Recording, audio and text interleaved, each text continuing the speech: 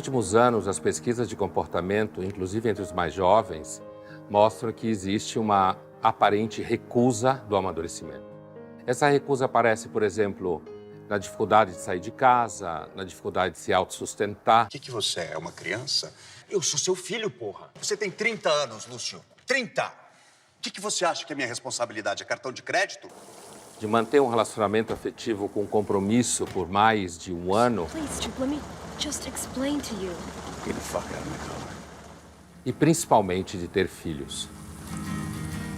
Aparentemente, o projeto cultural contemporâneo é você chegar aos 50, 60 anos com cabeça de 20, o que evidentemente significa que você é um adulto infantilizado.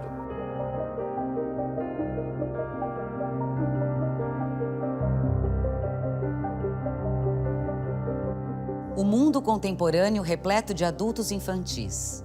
Tema desta série do Café Filosófico.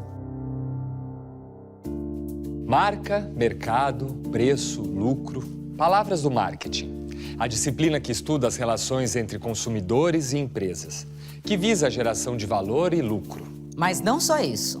O marketing identifica necessidades e desejos não realizados. E no nosso mundo contemporâneo, ele descobriu um outro filão: a falta de sentido para a vida. A nossa sociedade parece ávida por consumir significados. Vivemos a era do marketing existencial. O que é marketing existencial e o que significa vender significado? O ser humano é um ser que se alimenta de água, de ar e de significado, né? Quando eu digo significado, eu não quero dizer que ele fica se perguntando o tempo inteiro qual o sentido da vida, né? Eu quero dizer, por exemplo, quando você tem, um filho doente, jovem, desenvolve algum tipo de patologia terminal e você se pergunta por quê, né? Se você perguntar para o médico, ele vai te explicar mecanicamente o que aconteceu. Mas nesses momentos em que você tem a impressão que não existe propósito naquilo, quer dizer, o propósito de matar uma criança de 10 anos de idade. Porque quando o ser humano fala de significado, normalmente ele está pensando em propósito, né? Qual é o propósito das coisas? Qual é o propósito disso que acontece?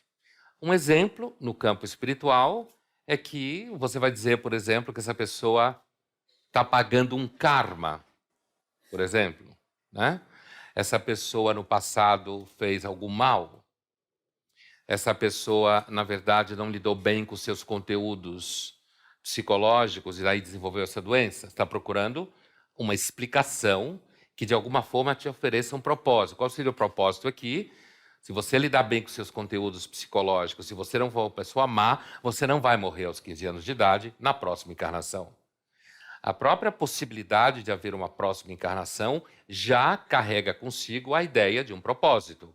Qual é o propósito? Estamos aqui para evoluir, né? Estamos aqui para aprender. Hoje eu conversava com umas pessoas no almoço e uma delas dizia que está provado que as crianças hoje mexem em iPads com 3 anos porque são mais evoluídas. Não está provado, porque é muito difícil provar uma coisa como essa. Inclusive, do ponto de vista darwiniano, não tem como você falar de uma evolução desse tipo. Você não evolui as crianças para os iPads e os iPhones, né? O que acontece é que iPads e iPhones e marcas semelhantes à Apple, elas fazem seguramente um marketing para você achar que o seu filho, que está viciado no celular, não está viciado, ele é mais evoluído. A ideia de evolução, normalmente, ela oferece propósito. Não a darwiniana, que é cega. Essa dá desespero, não propósito, né? Mas a evolução tipo hegeliana, qualquer outra meio mais baratinha, tipo kardecista, é um tipo de evolução que oferece para você a ideia de que há um propósito. Qual é o propósito? Aprender, ficar melhor, se tornar mais inteligente, se tornar uma pessoa mais descolada, se tornar uma pessoa que sabe lidar melhor com a vida.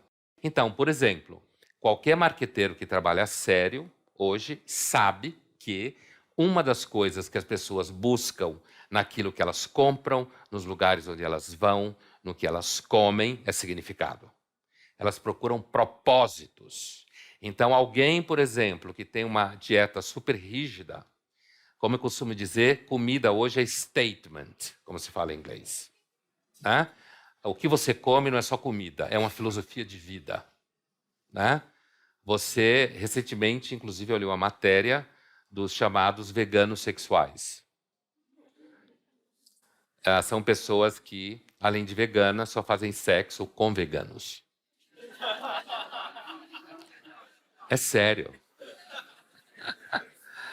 É a ideia de que você não pode, afinal de contas, se envolver afetivamente com uma pessoa que, sei lá, compactua com a chacina de bois e vacas. Então, você coloca um parti pris, como se fala em francês, coloca um ponto de partida em que você não aceita beijar na boca de alguém que coloca uma picanha na boca. Certo? Então, isso significa... A comida não é só comida, comida é significado. Quem eu sou? Eu sou uma pessoa pura. Eu não faço parte da cadeia alimentar. A cadeia alimentar da violência, claro. Não é à toa que tanta religião tem discurso com comida, né? Há muito tempo, né? E quando eu faço um statement como esse, eu quero dizer, eu estou apartado daqueles que geram sangue. Então, isso é um exemplo do que significa o significado associado a um tipo de prática que é simplesmente comida. Com isso, eu não quero dizer que as pessoas não têm direito de comer o que quer. Todo mundo pode. Obviamente, eu não estou discutindo direitos, na verdade, né? Fazendo uma descrição. Mas é óbvio que as pessoas podem comer o que elas gostam. É óbvio, isso não está em discussão. Assim como elas podem ter os relacionamentos afetivos, os acordos que elas querem. Né? O que eu estou discutindo é isso como tentativa de dar significado à vida, ou como você ser uma pessoa muito pura, e, portanto, você fica rígido, ou você ser uma pessoa em que você, no fundo, também é rígido, mas você acha que você é uma pessoa pura no âmbito dos afetos e não faz ninguém sofrer. Nas duas situações, você acaba tendo que desenvolver formas um pouco rígidas de vida, que vai restringindo. O exemplo que eu dei do veganismo sexual é uma restrição dessa. A gente observa, né, fazendo um pouco histórico, a busca de significado na vida, que está associado ao sofrimento, está associado à morte, mas está associado ao cotidiano. Quando alguém abandona você, depois de você investir nessa pessoa há anos e anos, e troca você por alguém 30 anos mais novo do que você, certo? Em nome de se divertir mais, de ter uma vida mais alegre, né? Em nome da sua felicidade pessoal, essa pessoa pode dizer que, na verdade, ela está fazendo isso porque ela tem direito de buscar a felicidade. E o fato dela estar abandonando o outro é porque esse outro, essa outra, se transformou numa mala sem alça. Recentemente, me contava uma coisa interessante, que é o seguinte, uma prática nova de coaching. Coaching é uma área super interessante do mundo hoje. Né? Terapias breves, focadas no sucesso. Né? Como se o sucesso não fosse uma das coisas que faz mais as pessoas adoecerem no mundo. Buscar sucesso na vida é uma das formas de você enlouquecer. Né? E uma das coisas que garantem o sucesso garante é você ter uma experiência cada vez maior de achar que tudo vai dar sempre certo, porque até agora deu certo. Né? Então, essa pessoa me contava o seguinte, por exemplo, uma pessoa que normalmente não respeita nada. Ela não respeita nada, ela não respeita nenhuma regra, ela não assume compromisso com os outros, ela não é, sei lá, um escroto. Ela é um inovador. Ela é uma pessoa que inova nas relações. Né? O tema da inovação é um dos temas mais hilários do mundo contemporâneo. Né? Você tem que inovar o tempo inteiro. Porque se não inovar, o outro inova e compra e toma o seu mercado. Então tem que inovar. A empresa, o produto e tal. Você tem que inovar também porque a tecnologia inova a cada dia.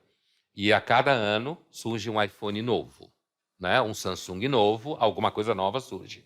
Então você tem que inovar. Daí o sentimento de que você também tem que inovar o tempo inteiro. E para você inovar o tempo inteiro, é um tormento. Porque não dá para inovar o tempo inteiro. E chega uma hora que você está cansado de inovar. Então você tem que ficar, sei lá, colocando botox desde os 15 anos de idade, que é o chamado botox preventivo. Né? Antes você envelhecia, sei lá, depois que as pessoas começaram a viver mais, com 60, 50, 70. Agora você envelhece com 17, 18, 19. Por quê? Porque alguém que tem 22 anos não tem mais aquele corpinho de 17. Então, há aí, nesse imperativo de você continuar o tempo inteiro ligado na época que você vive, há o imperativo de que você não pode envelhecer, você tem que permanecer jovem a vida inteira, e aí o sentimento de que você tem que permanecer jovem por dentro.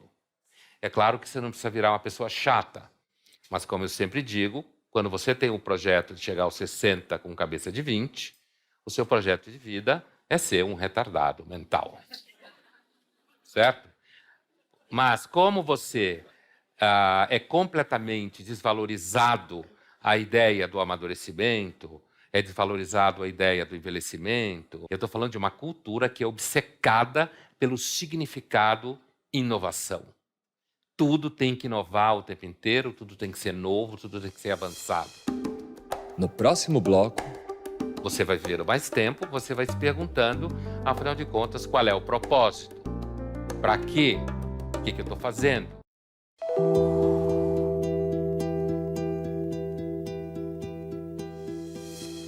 os nossos objetos de consumo ganham cada vez mais significados que vão além da sua utilidade e do seu valor financeiro. Não só o nosso status, o nosso consumo precisa satisfazer também a nossa alma. Mas será que essa insatisfação constante é condição do ser humano? Ou seria uma produção de um mundo entediado pela realização de todos os desejos? Nada é tão insuportável ao homem quanto estar em pleno repouso, sem paixões, sem negócios, sem divertimento, sem atividades. Ele então sente seu nada, seu abandono, sua insuficiência, sua dependência, sua impotência, seu vazio. Imediatamente sairá do fundo da sua alma o tédio, o negrume, a tristeza, a aflição, o despeito, o desespero.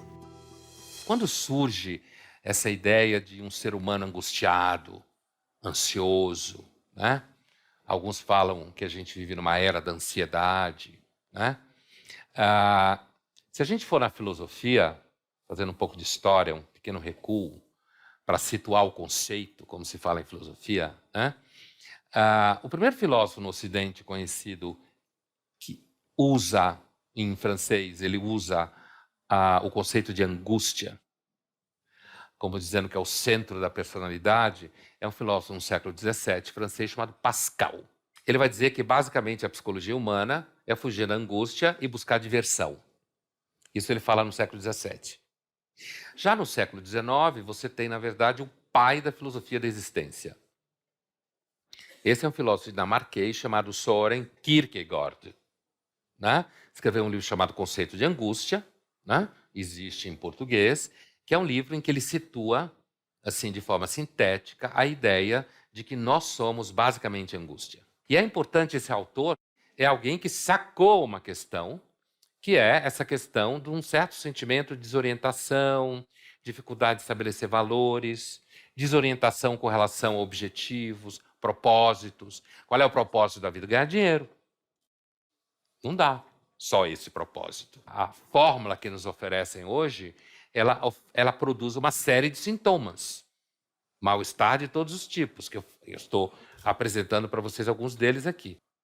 Os historiadores marxistas, eles costumam dizer que esse surgimento do tema da angústia é a partir do momento que a sociedade vai se tornando burguesa, a sociedade vira urbana, você tem um afastamento da sociedade rural, do mundo feudal, e, portanto, você começa a mexer nas coisas. É assim, você começa a ter muita opção, você começa a ter que fazer escolha, você começa a ter que tomar decisão e, às vezes, não tem coisa mais infernal da vida do que você ter que fazer uma escolha. Você fica angustiado, mas você tem que fazer escolha o tempo inteiro. Os historiadores, então, situam a partir do século XVII, é um trabalho bem interessante, tem vários autores que tratam disso, de que a partir do XVII, com a urbanização crescente, com a entrada da lógica burguesa, quando a gente fala em filosofia lógica burguesa, não é lógica de shopping, né? Lógica burguesa significa uma vida pautada pela noção de mérito. Essa é a ideia. Mérito, resultado, eficácia, produtividade. Isso filosoficamente é lógica burguesa, né? Competência, certo? Quando você sente que você está perdendo espaço porque alguém mais competente do que você apareceu e você precisa competir com essa pessoa o tempo inteiro, a ideia da lógica burguesa é que isso virou sistema. Isso está em toda parte. Quando você procura um coaching para ele ensinar para você que você tem que prosperar em tudo e tem que pensar em si mesmo como uma empresa, já ouviu isso por aí? Tem que pensar em si mesmo como uma empresa. Você tem que pôr um Excel existencial na sua vida, certo? E você tem que conseguir ter foco. Foca. Não fica por aí pensando em bobagem. Foca. Se você não focar, se você não tiver objetivo, se você não tiver meta, você não consegue. Quando eu começo a achar que eu posso tratar o ser humano a partir desses referenciais, inclusive do ponto de vista terapêutico, grosso modo, eu estou dizendo que os seres humanos são passíveis de ser um objeto de um Excel existencial, em que você faz planilhas. É claro que do ponto de vista de uma psicologia um pouco mais profunda, você vai gerar adoecimento. Porque ninguém consegue ser competente o tempo inteiro, ninguém consegue dar resultado o tempo inteiro, e aí você começa a deprimir, né? Do ponto de vista histórico, essa depressão, filosoficamente, historicamente, quando começa a surgir o tema da angústia, o tema da melancolia, os historiadores chamam esse período de mal-estar romântico, certo? Romantismo não é só eu te amo, meu amor. Eu te amo, meu amor, na verdade, está no lugar de uma idealização do afeto como salvação de um mundo que está indo à ruína. Por quê? Porque agora só o que conta é dinheiro, eficácia e solução. Então, esse mal-estar romântico seria justamente o sintoma que oferece para nós o lado negativo do processo modernizador, como se fala, né, o Hegel nos ensinou que em filosofia você deve sempre olhar para o negativo, né? Quando você olha para o positivo, você está fazendo marketing, né? Você olha para o negativo. Então, assim, olhar para o positivo é achar que a tua filha viciada em celular é o resultado de uma evolução da espécie. Quando provavelmente meninos e meninas há 15 mil anos atrás eram infinitamente mais ágeis do que o de hoje. Porque tinham que correr de predadores, não iam poder viver até 35 anos à custa dos pais. Então, a ideia de que hoje as crianças e os jovens estão nascendo mais avançados é tipicamente de marketing. O olhar negativo, o que é? O olhar negativo não é propriamente um olhar pessimista. É perceber que, como eu dizia há pouco, à medida em que a dinâmica da vida vai tornando complicado a cria e a lida com pessoas que dependem de você, ou você terceiriza, ou você resolve o problema não tendo, certo? Isso é o olhar negativo. O olhar positivo sobre as coisas é entender que é muito bom a gente viver mais tempo. O olhar negativo é perceber que cresce no mundo, aqui em Campinas também, em São Paulo com certeza, casas de repouso. Por quê? Porque você tem que terceirizar os idosos. Porque as famílias são atomizadas, têm dificuldade de tomar conta dos seus idosos, têm menos filhos para não ter que tomar conta, custa muito caro, a mulher quer ter vida profissional, não quer cuidar dos filhos. Resultado, você tem uma diminuição, de um lado, na ponta dos que nascem, do outro lado tem um aumento de vida, de longevidade, e à medida que tem um aumento de longevidade, tem um aumento de demanda de significado. Porque você vai viver mais tempo, você vai se perguntando, afinal de contas, qual é o propósito? Para quê? O que eu estou fazendo? Então, basicamente, a ideia é a seguinte: os significados eles foram, ao longo de muito tempo, respondidos por questões metafísicas e religiosas, seja em que universo cultural for. À medida que o mundo vai se tornando mais burguês, à medida que vai acontecendo aquilo que a gente chama secularização, né? O que é secularização? É você entender que o advogado e o médico resolvem mais problemas do que o pai de santo. Isso é secularização, né? É você entender que a vida é muito mais resolvida por métodos objetivos, científicos e legais, do que você pedir para o padre resolver o problema. Não significa que você não acredita mais nessas coisas, mas significa que você tem opções mais à sua mão, opções que dão resultados maiores, certo? Então, a secularização, você começa a ter competidores e você começa a buscar significado em lugares que não são necessariamente a religião. Porque, inclusive, a religião perde força nesse sentido. Não é que ela acabou, não. Ela não acabou e provavelmente não vai acabar nunca. Por quê? Porque nunca acabam os problemas. E chega numa hora que, às vezes, só a religião pode dar para você alguma experiência de conforto. E nós, seres humanos, como dizia o Horkheimer, somos uma espécie de raça de abandonados, né? A gente caminha pela Terra, a gente faz pergunta, não recebe resposta, a gente fala com o universo, ele não responde para você, porque o universo é feito de pedras e areia. Se você falar com uma pedra e ela responder para você, provavelmente você está precisando de medicação, porque ela não responde normalmente. Mas a gente produziu todo um universo de respostas e símbolos que se organizam e a gente tem práticas, e essas práticas vão produzir uma experiência de significado. Com o mundo secular, hoje, a religião ela compete com outras coisas para buscar significado. Trabalho, juventude, sucesso nas férias, viagens, mídias sociais.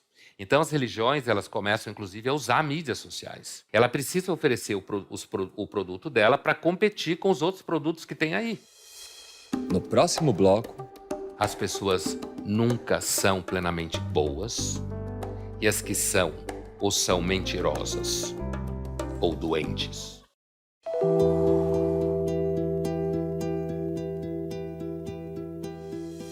No mundo antigo, a metafísica e a religião sustentavam o significado da existência humana. Mas à medida que a ciência e a razão abriram outras possibilidades de explicações, de significados, passamos a ter que suportar a angústia da escolha. qual é de fato o sentido verdadeiro? E qual funcionará para guiar a nossa existência? Existem basicamente 3 tipos de tentativa de resolver a busca de significado, ou a angústia, na linguagem do Kierkegaard. Existe um primeiro conjunto de significados que se movimentam no âmbito estético. Quando a gente fala âmbito estético, não tem nada a ver com arte, a priori, tá? Tem a ver com sensação. Por quê? Porque filosofia, a estésis, sensação, certo? Então, assim, quando você busca significado na vida no âmbito estético, no âmbito da sensação, você vai buscar coisas como pular no coração de um vulcão, por exemplo. Então, viajar hoje não é mais só viajar. Viajar é você buscar uma experiência. Tudo é uma experiência. Comer, viajar, dormir, né? Tudo é uma experiência. Então, você viaja, então você vai para o Atacama, você paga... Tem gente que paga uma puta grana para ir em territórios onde existe guerra. Ou territórios onde existe algum tipo de situação de miséria absoluta. Para você ver como é que é. É por isso que tem, às vezes, europeus que vêm brincar de antropólogo numa comunidade no Rio de Janeiro, numa favela. Tem uma experiência antropológica, né, para ver como é que como é que gente pobre vive. E, às vezes, quando você tem dinheiro, isso até ajuda, porque quando você tem dinheiro, você tem a impressão que as coisas caem do céu. Essa ideia de que você, então, vai para um lugar raro e um lugar arriscado, você está procurando experiência, né? Mas o Kierkegaard, o que ele diz é o seguinte: tentamos escapar da angústia através de 3 estágios. Que, na verdade, são 4, como os mosqueteiros. São 3, mas são 4, né? Mas vocês vão ver que são 4. O primeiro é o estético, que ele chama de Dom Juanismo. Ele usa a figura do Dom Juan, que é aquele homem que seduz mulheres, seduz. Quando ela demonstra interesse, ele fica com ela um tempo, depois ele brocha. Aí ele seduz outra. Chega numa hora que ela deu um sorriso, ele já broxou. Aí vai para outra. Ela virou a cabeça para ele e broxou. Significa o quê? Que chega num ponto que quando você quer colocar sensações no lugar da angústia, as sensações perdem o valor. Porque não consegue resolver a angústia. Aí ele diz que você desespera de ter sensações na vida. Inclusive, no âmbito das experiências, tem pessoas que buscam experiência viajando, fazendo um turismo que se chama nadista. É você pagar para você ir para um lugar em que você não faz nada. Nada. Você fica deitado na rede, contemplando a praia. Não pode nem ficar lendo, hein? Lendo é fazendo alguma coisa. Às vezes tem umas atividades para você aprender a abraçar a árvore, assim, né? É uma busca de uma espiritualidade meio natural. Mas é o chamado turismo nadista, fruto da filosofia nadista, que significa, basicamente, a ideia de que a gente faz coisa pra cacete a vida inteira e você acende uma luz para qualquer Deus que ajude a você a conseguir ficar sem fazer nada. Falei de viagens, falei de experiências, né? A área dos significados estéticos. Tem uma outra área que é dos significados éticos. O que significados éticos é o quê? Eu sou uma pessoa boa, eu sou uma pessoa pura, eu sou uma pessoa honesta. Quando você acha que você vai ser uma pessoa completamente ética na vida, uma pessoa super correta, não vai dar certo. Não vai dar certo por quê? Primeiro, você não vai conseguir ser correto. Você vai sofrer 2 vezes, uma tentando ser correto e a segunda fracassando diante da própria autoimagem. Né? Você vai complicar enormemente sua vida, você vai ter que mentir muito para você. Né? O resultado é que você vai desesperar de você ser uma pessoa, buscar ser uma pessoa menos ruim. Que faz sentido você não buscar não ser uma pessoa. Uma das coisas que eu observo entre os mais jovens hoje em dia é uma enorme angústia com relação a ser completamente ético. Né? Isso é uma questão assim que leva muita gente ao sofrimento. Eu não estou dizendo que você tem que ser mentiroso o tempo inteiro e que você tem que ser corrupto. Eu não estou na polarização, sabe? Aquela coisa bipolar assim. Ou você é X ou você é Y, então você não existe. Né? Não é essa discussão que o Kierkegaard faz. Mas ele quer dizer que quando você quer usar uma expressão da psicanálise, tamponar a angústia, tapar a angústia, certo?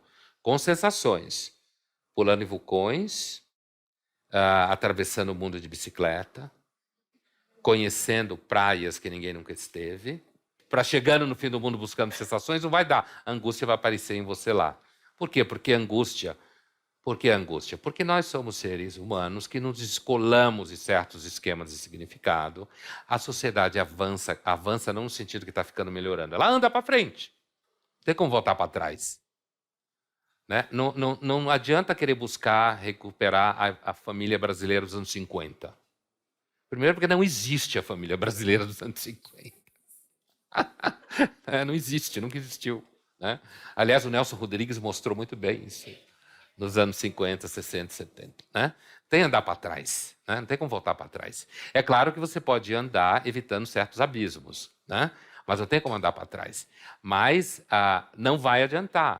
No ético, a mesma coisa. Você acha que você vai ser uma pessoa super honesta, você fracassa nisso, você desespera da ética, assim como você desespera do mundo dos afetos. A melhor forma de você achar que não vale a pena amar ninguém é achar que você vai amar uma pessoa sendo boa o tempo todo, sendo correta o tempo inteiro, fazendo só o que é certo. É a melhor forma de você destruir qualquer relacionamento. As pessoas nunca são plenamente boas e as que são, ou são mentirosas ou doentes. Certo? Porque ninguém consegue ser bom o tempo inteiro. Uma pessoa plenamente boa é mais ou menos como uma pessoa que tem toque com limpeza. Ela tem toque com bondade. Né? É alguém que toma 10 banhos por dia, passa álcool gel 15 vezes na mão, tem nojo de beijar na boca, essas coisas assim. Né? Veja que em todo vínculo afetivo existe algum nível de não ser tão limpinho assim. Que é muito limpinho, não se relaciona. Imagina isso no âmbito das relações sexuais. Né?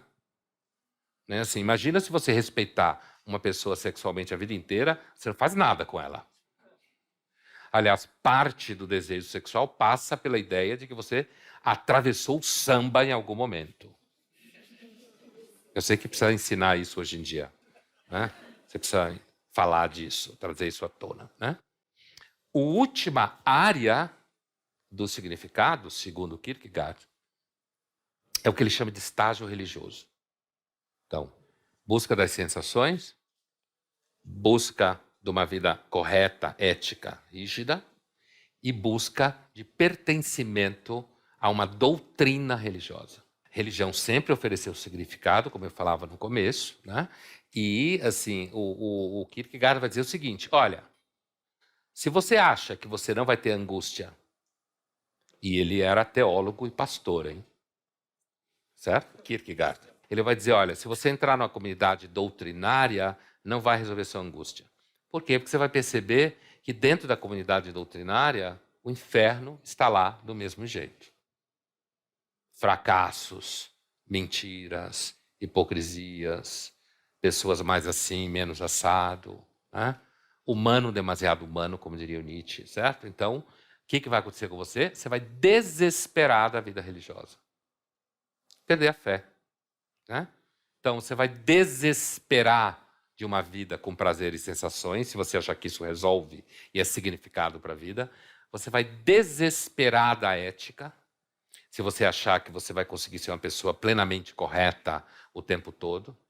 E você vai desesperar da fé doutrinária religiosa, da articulação da vida religiosa numa comunidade, como se fala, porque se você achar que ali é uma igreja de santos, como se falava no começo do cristianismo, né? Interessante porque Santo Agostinho teve um pau com uns caras chamados donatistas, momento teológico, né? Que eram uns cristãos assim meio loucos, que perseguiam cristãos que haviam mentido sobre, dado uma de Pedro básico, mentido sobre Jesus com medo do momento de perseguição. E os donatistas afirmaram que todo mundo que negou o cristianismo, com medo da perseguição romana naquele momento, não podia voltar à igreja.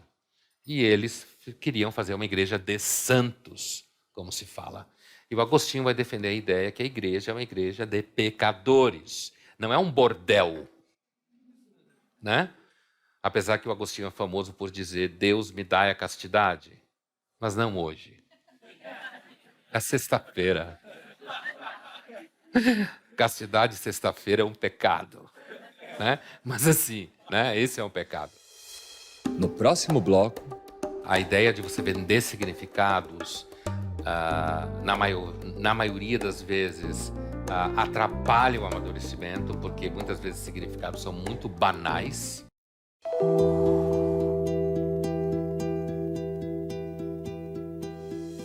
A religião, a ciência, a ética, o consumo.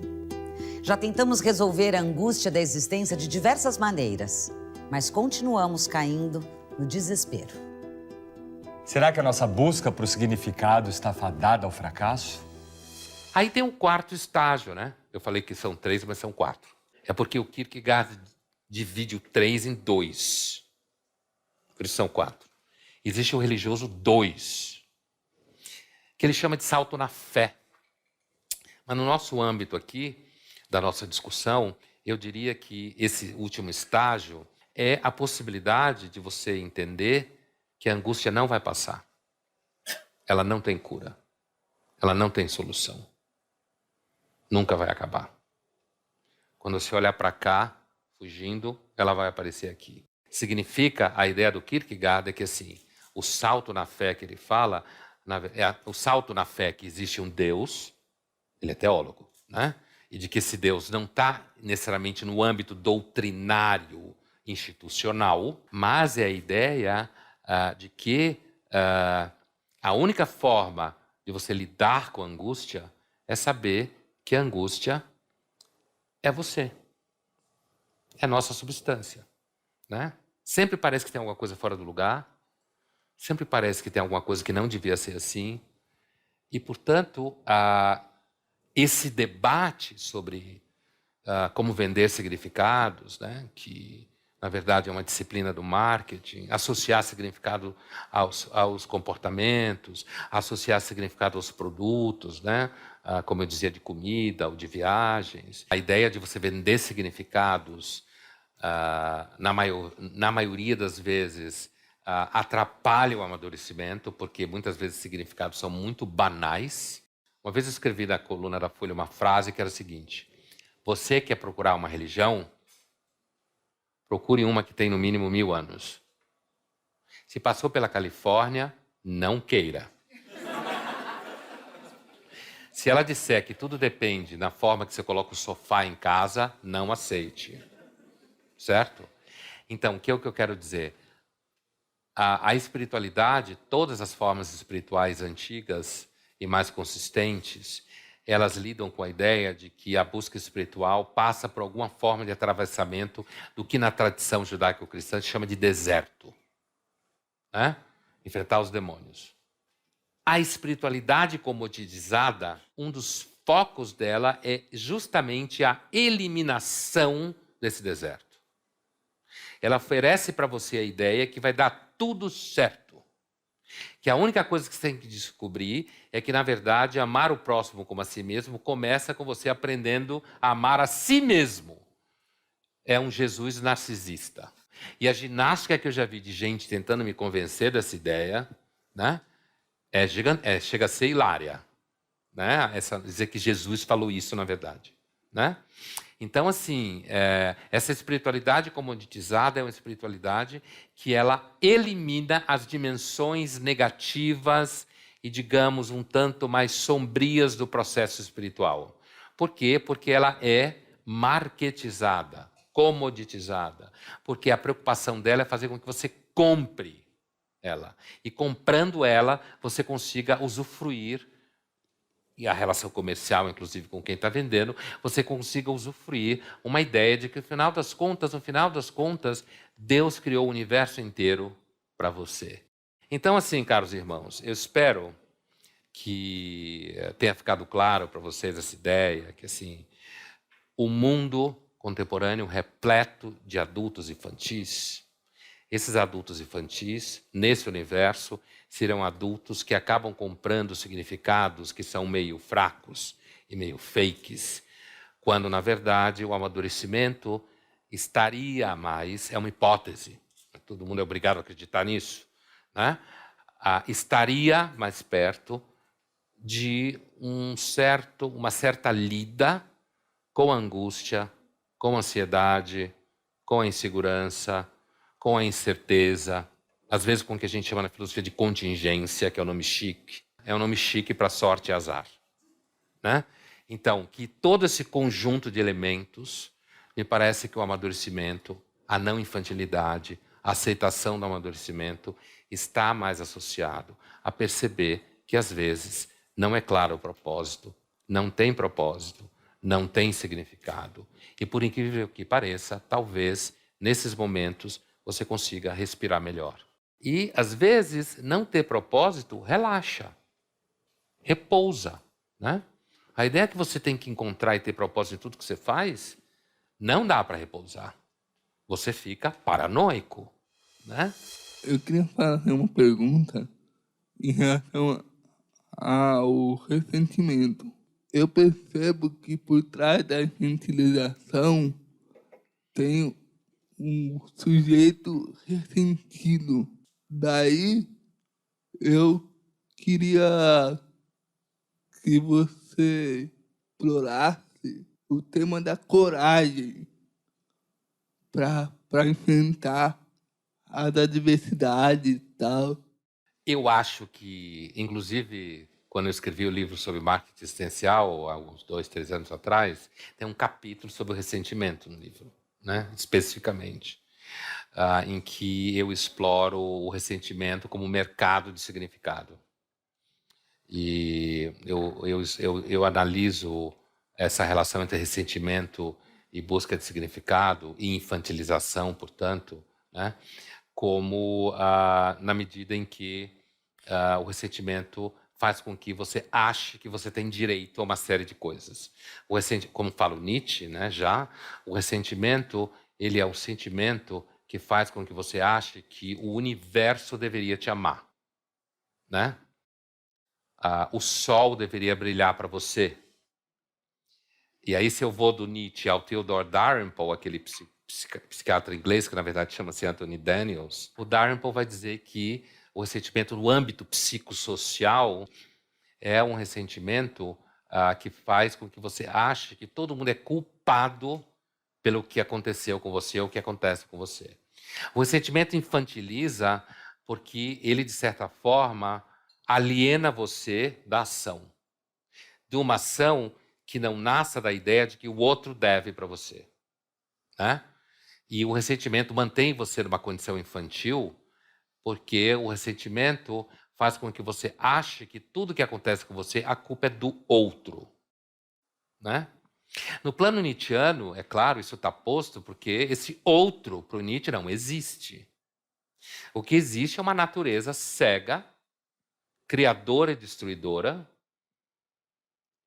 E, quando você fala do amor fati e da coragem, né, é assim, a saída do ressentimento para o Nietzsche é justamente você perder o medo da falta de sentido. Porque o que o ressentimento faz, e que é o medo da falta de sentido, é o ressentimento, na linguagem dele, o que o ressentimento faz é adoecer o eros. Em outros termos, deixa você broxa. Não só sexualmente. Por isso que eu costumo dizer para os meus alunos que a melhor tradução de eros, o grego, é tesão. Porque tesão é tanto tesão, quanto tesão é tesão pelas coisas, ou tesão pela vida, né? Então, assim, nesse sentido, eu acredito que sim, Jorge, quer dizer, a ideia de coragem que o Nietzsche traz, a ideia que está implícita na noção de salto, né, do Kierkegaard, também a coragem, a ideia de que a coragem pode, talvez, pensa o Nietzsche, pensa o Kierkegaard, restaurar um vínculo com as coisas em que o amor pela vida, o amor fati, ressurge como fruto da recuperação do eros. Mas, para você chegar a essa recuperação do eros, você tem que sobreviver ao pânico. Esse é o problema. Porque sobreviver ao pânico não é fácil. Porque o pânico não é imaginário. Há todas as razões para ter pânico. É por isso que não é fácil. Dizer que não há razões para ter pânico é vender significado barato. Não tem razão para ter pânico. É karma. Não tem razão para ter pânico. Na próxima vai ser melhor. Não tem razão para ter pânico. Equilibre sua energia quântica. Né? Então, não, tem razão para ter pânico. Tem toda a razão para ter pânico. Toda a razão para ter medo.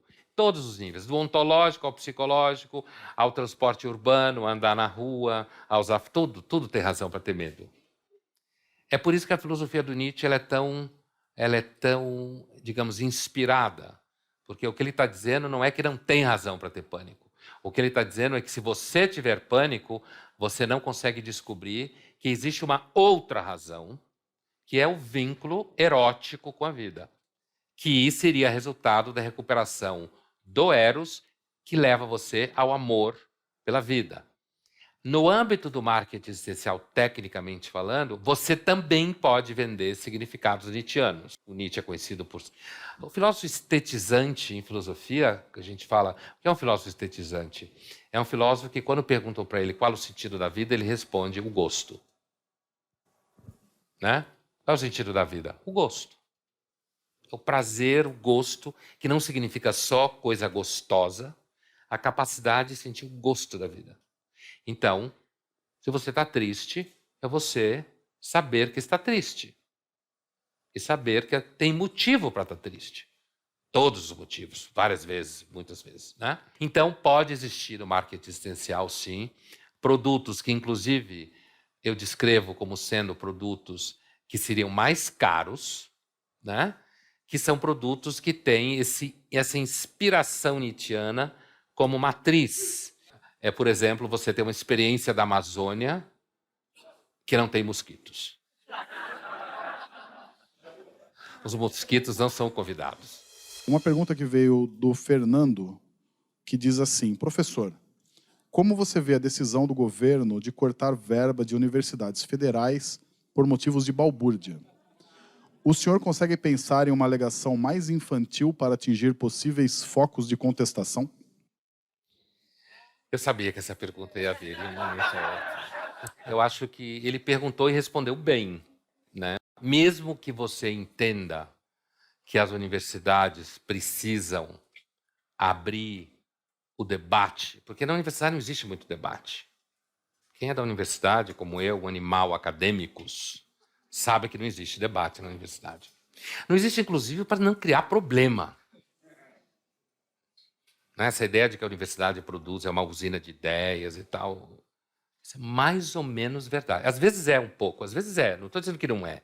Mas você tem que fazer um certo esforço, porque às vezes a universidade pode se transformar num ambiente em que ela expele qualquer forma diferente de pensamento. Mas, mesmo que eu parta do pressuposto de que existe uma tendência a um certo pensamento monolítico, principalmente no âmbito das humanas, a ideia de estrangular os cursos de humanas, filosofia ou ciências humanas, sociologia no caso, me parece infantil mesmo. Me parece infantil como estratégia, me parece infantil como objetivo.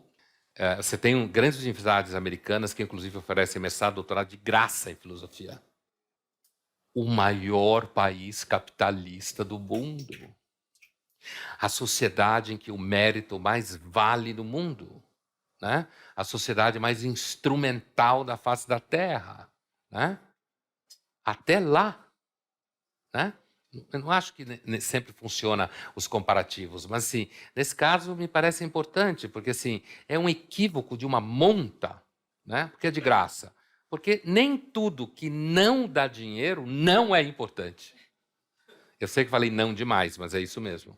Né? Nem tudo que não dá dinheiro não é importante. E a filosofia, as ciências humanas em geral, onde você pode querer chegar no tratamento de uma série de problemas que tem no mundo hoje, sem você lidar com filosofia, sociologia, antropologia, ciência política. Você deixa todo mundo cego. Né? Então, acho Gugu Dadai. Mais reflexões no site e Facebook do Instituto CPFL e no canal do Café Filosófico no YouTube. Essa coisa de você querer ser jovem a vida inteira tem a ver, inclusive, com a necessidade de você achar que você é capaz de usufruir o tempo inteiro e oferecer alguma coisa. Uma das coisas que deixa muita gente deprimida é o fato dela escapar do processo de produção de vida, de renda, de bens materiais, inclusive o processo de produção de significado para si mesmo e para as pessoas à sua volta.